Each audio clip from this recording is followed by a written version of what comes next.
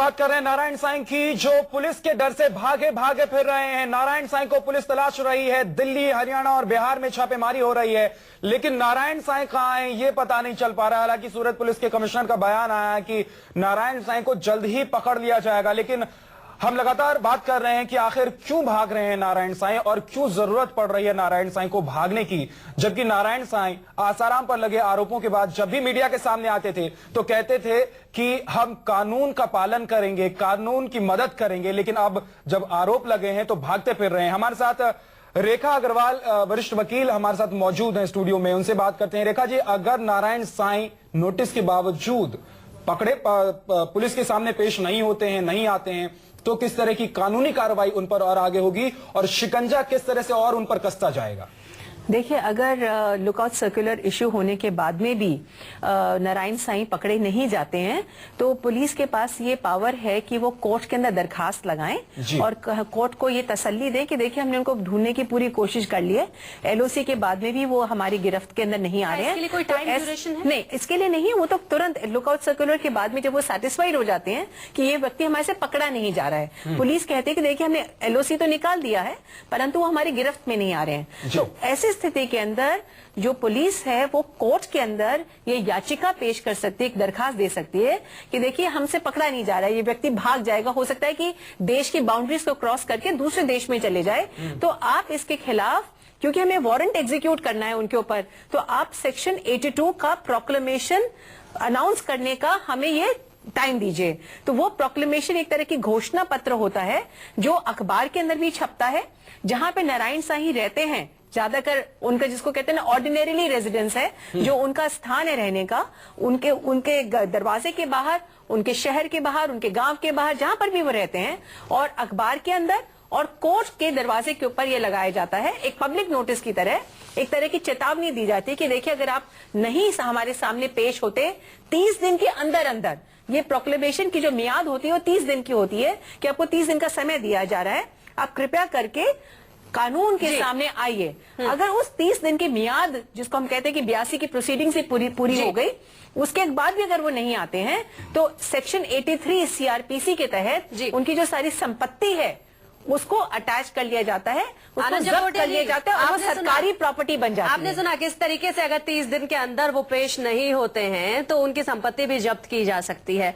क्या कहेंगे आपको इस पूरे मामले पर, क्या कहेंगे? क्यों, आखिर ऐसा क्या हो गया है कि सच्चाई की दुहाई देने वाले नारायण साईं, जो कि अपने पिता के लिए बार बार यही कहते थे कि सच्चाई सामने आएगी, कानून का हम पालन कर रहे हैं, सहयोग कर रहे हैं, अब खुद ही जब उन पर केस हुआ तो अंडरग्राउंड हो गए, सामने नहीं आ रहे, क्यों? आनंद जकोटिया जी, सीधे सीधे ये बता दीजिए, क्या नारायण साईं डर गए हैं? हाँ, नमस्ते। नहीं, देखो ऐसे हम नहीं बता सकते, हम किसका भी समर्थन नहीं कर रहे, लेकिन हम कानून व्यवस्था, हमारी जो व्यवस्था है, अगर हम उसके ओर देखते हैं तो हमें यह ध्यान में लेना चाहिए कि पुलिस की शरण में क्यों नहीं आना चाहते, वो न्यायालय की शरण में आना चाहते हैं, वो प्रोसीजर वो कर भी रहे हैं, लेकिन पुलिस की शरण में क्यों नहीं आ रहे? न्यायालय की शरण में कब आएंगे? कब आएंगे? जब अग्रिम जमानत याचिका उनकी मंजूर हो जाएगी उसके बाद वो सामने आएंगे, पहले क्यों नहीं आ रहे सामने? देखिए वही मैं बताना चाह रहा हूँ कि आज हम अगर देखते हैं कि 91 केसेस में जो आरोपी रहते हैं वो निर्दोष छूट जाते हैं, तो अगर वो पुलिस की शरण में आते हैं और आगे की जो हम प्रोसीजर देखते हैं न्याय व्यवस्था की, वो जिस गति से चलती है और उस पीरियड में उस व्यक्ति की जो मानहानि होती है, उससे अगर वो बचना चाहते हैं तो वो न्यायालय का आधार ले सकते हैं और वो ले रहे हैं। तो हमें 2 दिन का वेट करना चाहिए। पेश नहीं हो रहे हैं, क्यों नहीं हो रहे हैं, इसका जवाब आप नहीं दे पा रहे हैं। तो जाहिर तौर पर लगातार जिस तरीके से हम चर्चा कर रहे हैं कि कहां है नारायण साईं, आखिर क्यों वो पुलिस के सामने पेश नहीं हो रहा, क्यों भागता फिर रहा है, क्यों अंडरग्राउंड है, इसका जवाब नारायण साईं के समर्थक यहां पर दे पाने में सक्षम नहीं है। लेकिन अगर वो सामने पेश भी आता है या नहीं भी आता है तो क्या कानूनी प्रक्रिया होती है, इस पर भी हम लगातार बहस जारी कर रहे हैं, रख रहे हैं बहस। लेकिन इस बीच एक बड़ी खबर यह भी है कि एक तरफ जहां सूरत पुलिस नारायण साईं की तलाश में सर्च ऑपरेशन चला रही है, वहीं दूसरी ओर अहमदाबाद पुलिस की सख्ती के आगे आसाराम की हेकड़ी खत्म होती दिखाई दे रही है। सूत्रों की माने तो एक दिन तक हेकड़ी दिखाने के बाद अब आसाराम ने यह मान लिया है कि वो सूरत की लड़की को अपने साथ शांति कुटिया में लेकर गए थे। आपको बता दें, एक दिन पहले की पूछताछ में आसाराम ने लड़की से मिलने या उसे पहचानने तक से इनकार कर दिया था, लेकिन अब खबर आ रही है कि आसाराम ने पुलिस के सामने लड़की को पहचानने की बात कबूल कर ली है। हालांकि वो अब भी रेप के आरोप को अपने खिलाफ साजिश ही करार दे रहे हैं। आप लड़की को पहचानते हैं? हाँ, मैं लड़की को पहचानता हूँ। क्या लड़की आपके आश्रम में आई थी? हाँ, मुझे याद आ गया, वो आश्रम में आई थी। आप लड़की से शांति कुटिया में मिले थे? हाँ, मैं लड़की से शांति कुटिया में मिला था। तो आप रेप करने का जुर्म कबूलते हैं?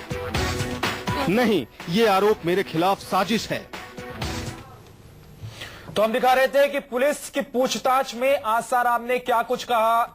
वही आसाराम जिन्होंने एक दिन पहले इनकार कर दिया था, सभी आरोपों को खारिज कर दिया था। हमारे साथ हमारे संवाददाता भूपेंद्र सिंह अहमदाबाद से जुड़ गए। भूपेंद्र, आसाराम अब टूटते हुए नजर आ रहे हैं पुलिस के सामने। बिल्कुल, जिस तरह से उनसे कड़काई से उनसे पूरा पूछताछ हो रही है, कड़ाई से पुलिस पूछताछ कर रही है और घुमा फिरा कर सवालों को पूछ रही है। वो जो जवाब दे रहे हैं उस पर फिर सवाल दागे जा रहे हैं, क्योंकि लगातार जब से आसाराम आए हुए हैं उसके बाद से ही उनकी एटीएस मुख्यालय में पूछताछ चल रही है और एक के बाद एक सवाल दागे जा रहे हैं। उनके जो जवाब हो रहे हैं उसमें से भी जो सवाल पैदा हो रहे हैं उस पर भी सवाल दागे जा रहे हैं। तो अब धीरे धीरे पड़ने लगी, क्योंकि मैं बता दूं आसाराम से कई सवाल दागे गए, खास करके उस जगह को लेकर सवाल दागा गया जहां पर शांति वाटिका, जहां पर शांति कुटिया में उन्हें लड़की को ले जाने की बात थी, लड़कियों को पहचानने की बात थी। इसके अलावा उस समय उन्होंने क्या कपड़े पहन रखे थे, वो गाड़ी किसकी थी सफेद रंग की जिस पर भारतीय लड़की को लेकर आई थी। इसके अलावा वो लड़कियां कब आश्रम में आई थी, दोनों बहनों को वो पहचानते हैं या नहीं पहचानते। इन तमाम सवालों के जवाब आसाराम दे रहे हैं, लेकिन बहुत ज्यादा घुमा फिरा कर दे रहे हैं। वो अभी भी सीधे तरीके से जवाब नहीं दे रहे हैं, लेकिन उन्होंने ये जरूर कबूल लिया है कि वो दोनों बहनों को पहचानते थे। शांति कुटिया में उनको मिले। आप बने रहिए हमारे साथ, आप बने रहिए। वो ध्यान अब सीधे चलते हैं, हमारे साथ हमारे कुछ मेहमान जुड़े हुए हैं और मेहमानों में शामिल है अखिलेश तिवारी, आसाराम के कट्टर समर्थक हैं, मुंबई से हमारे साथ जुड़े हैं। क्या कहेंगे अखिलेश जी? आसाराम मान रहे हैं कि मिले हैं, सब कुछ बता रहे हैं पुलिस के सामने। देखिए, ये तो स्पष्ट हो गया है कि असत्य है।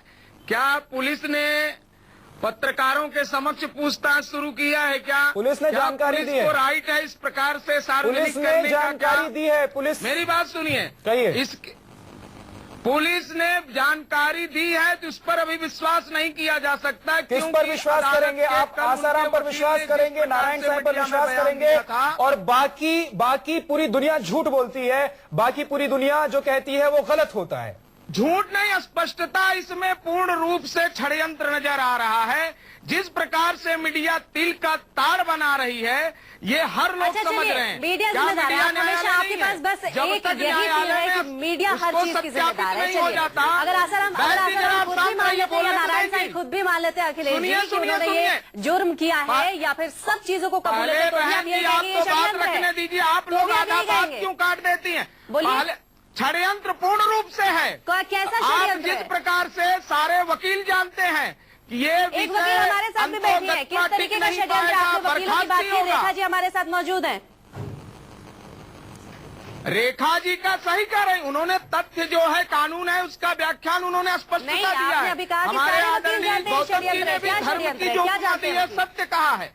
लेकिन जिस प्रकार से, पहले सुनिए तो सही, बोलिए। अभी 6 आतंकवादी भागे हैं, उनका मीडिया आतंकवादी से आप कंपेयर कर रहे हैं?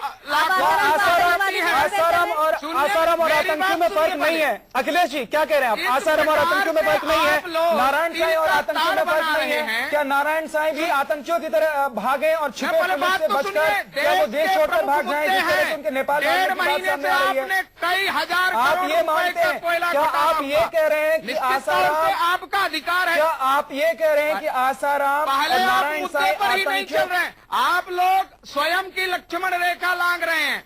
पहले सुनिए तो सही। कहिए। आप जो प्रश्न किए आगे बढ़ने तो देंगे, लेकिन आप उसी प्रश्न का उत्तर दें। अखिलेश जी, आप सिर्फ उसी प्रश्न का उत्तर दें, आप उसे इधर उधर ना भटकाएं। कोर्ट में अग्रिम जमानत की बहस है, उसको स्पष्टता आने दीजिए। निश्चित तौर से नहीं, हम तो ये कह रहे हैं, हम तो आपसे ये सवाल कर रहे हैं कि आसाराम ने अब पुलिस के सामने कबूला है कि वो आश्रम में लड़की से मिले, उन्होंने बताया है कि उस दिन क्या कपड़े, क्या कुछ वहां का किस तरह की व्यवस्था थी, सारी बातें उन्होंने बताई हैं। अब भी आपको लगता है कि पूरी दुनिया झूठ बोल रही है और आप आसाराम के सबसे बड़े भक्त हैं, सबसे बड़े कट्टर समर्थक हैं और आपको पूरी दुनिया झूठी लगती है, सिर्फ और सिर्फ आसाराम सही है? बिल्कुल नहीं, मैं हिंदुत्व का समर्थक हूँ, मैं हिंदुत्व का समर्थक हूँ। कैसा समर्थन है? आसाराम बापू का ये कैसा समर्थन है? आपको पट्टी बांधकर समर्थन करना कैसा समर्थन होता है? 2 तरह का दंड देना चाहिए। आंख पर पट्टी बांधकर समर्थन करना किस तरह का समर्थन करना होता है, जरा बताइए देश को। पूरा देश आज सुन रहा है आपको।